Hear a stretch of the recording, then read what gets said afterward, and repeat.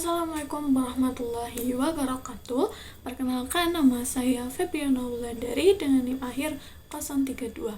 Nah, jadi pada video kali ini saya akan membahas mengenai apa itu sih mindfulness. Jadi mindfulness itu merupakan suatu keadaan mental yang mengharuskan kita untuk bisa fokus, untuk bisa sadar secara penuh atas apa yang terjadi pada kita saat itu.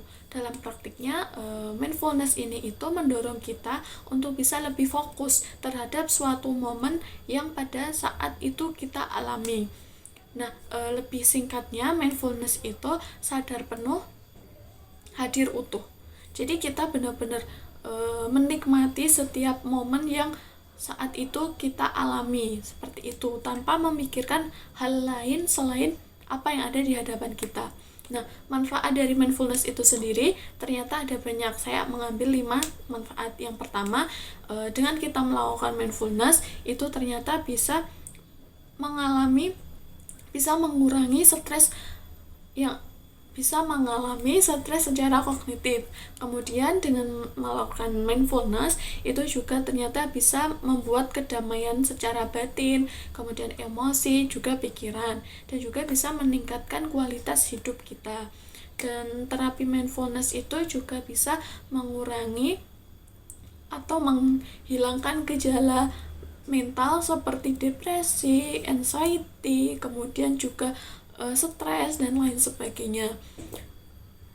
Mindfulness itu juga bisa mengurangi dan memperbaiki mood kita, mengurangi kelelahan dan juga kecemasan. Dan yang terakhir, mindfulness itu juga bisa meningkatkan memori kita atau mempertajam ingatan kita.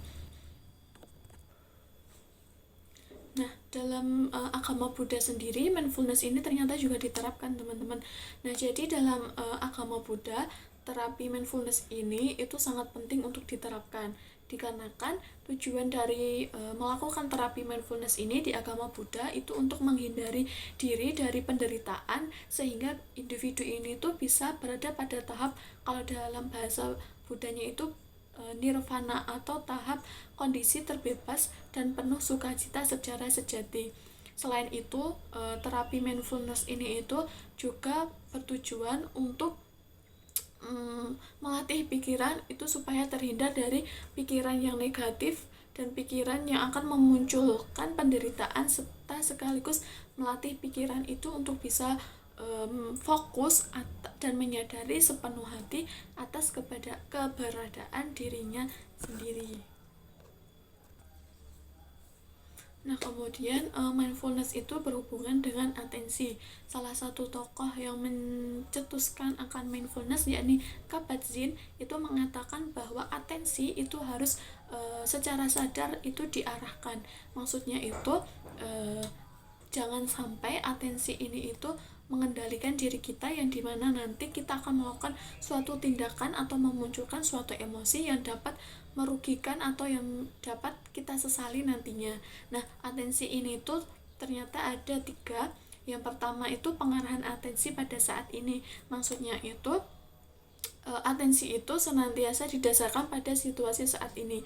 Nah, jadi kita tidak diperkenankan untuk memikirkan atau terlalu berlarut-larut dalam memikirkan masa lalu ataupun masa depan yang sifatnya itu tidak real atau belum nyata.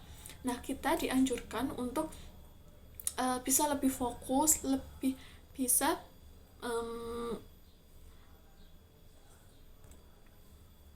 kita dianjurkan untuk bisa lebih fokus pada situasi atau kondisi kita saat ini. Dengan melakukan pemusatan atensi pada situasi saat ini, itu menjadikan diri kita untuk tidak terperangkap pada pikiran serta perasaan yang sifatnya itu tidak nyata. Dan hal ini melainkan menjadikan pikiran kita, jika kita fokus pada situasi saat ini, itu melatih pikiran kita supaya pikiran kita itu menjadi jernih pada apa yang benar-benar terjadi pada kita saat ini. Apa yang kita hadapi saat ini, kita bisa benar-benar menikmatinya dan kita bisa tahu akan keberadaan diri kita. Kemudian yang kedua itu pengarahan atensi tanpa membeda-bedakan.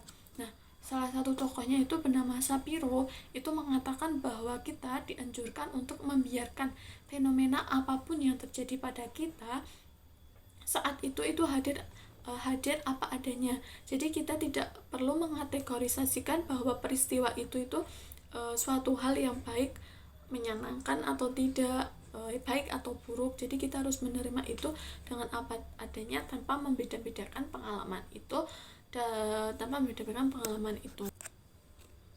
Kemudian selanjutnya kita akan membahas mengenai sikap yang kondusif bagi mindfulness. Itu ada 3. Yang pertama itu tidak menghakimi. Jadi kita tidak boleh seperti yang tadi saya katakan, bahwa kita tidak boleh mengkategorisasikan atau membeda-bedakan pengalaman atau situasi kondisi yang terjadi pada kita saat itu. Kita klaim atau kita nilai sebagai suatu hal yang buruk, suatu hal yang menyenangkan, suatu hal yang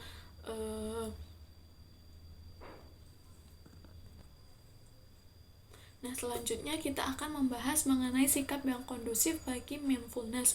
Yang pertama itu ada sikap tidak menghakimi. Nah, jadi di sifat tidak menghakimi ini, kita itu tidak diperbolehkan untuk membeda-bedakan pengalaman atau momen dengan pengalaman lainnya. Melainkan kita itu harus menerima dengan sepenuh hati semua pengalaman peristiwa yang terjadi pada kita saat itu. Kita tidak Nah, untuk sifat tidak menghakimi ini itu melatih kita untuk berpikiran bahwa pengalaman atau situasi saat itu sifatnya tidak kekal dan suatu saat itu pasti akan berubah. Misalnya saat kita merasa sedih itu pasti akan berlalu dan kita akan merasakan yang namanya senang. Nah, apabila kita menerapkan sifat ini, nantinya kita itu akan jika kita Kemudian yang kedua itu sifat tidak ngotot, yakni maksudnya itu kita tidak memaksakan sesuatu, kita tidak memaksakan diri kita untuk bisa mencapai suatu tujuan yang kita inginkan.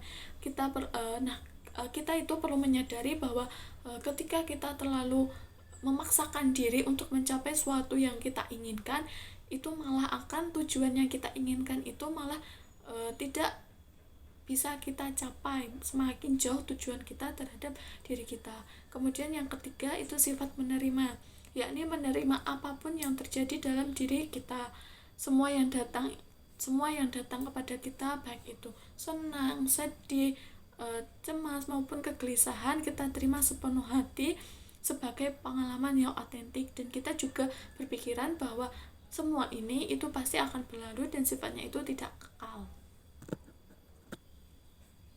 Nah, selanjutnya itu mengenai aplikasi mindfulness dalam psikoterapi.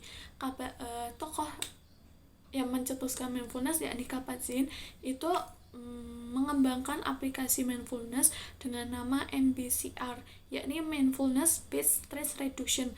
Nah, terapi ini itu terdiri dari berbagai macam program latihan yang dilakukan selama 8 minggu. Nah, program latihannya itu meliputi dari melatih pernapasan, kemudian meditasi napas, kemudian body scan, yang dimana latihan ini itu berlangsung selama 8 minggu. Nah, setelah 8 minggu ini berlangsung, individu itu akan mendapatkan program follow up, yang dimana program ini itu bertujuan untuk menjaga individu supaya bisa konsisten terhadap terapi yang sebelumnya. Kemudian yang kedua itu ada terapi MBCT, yakni Mindfulness Based Cognitive Therapy. Nah, terapi ini dikembangkan oleh Zindel Segal dan kawan-kawan. Nah, terapi ini itu ternyata bisa mencegah akan kambuhnya gangguan depresi, khususnya depresi mayor. Seperti itu. Sekian materi yang dapat saya sampaikan. Kurang lebihnya saya mohon maaf. Wassalamualaikum warahmatullahi wabarakatuh.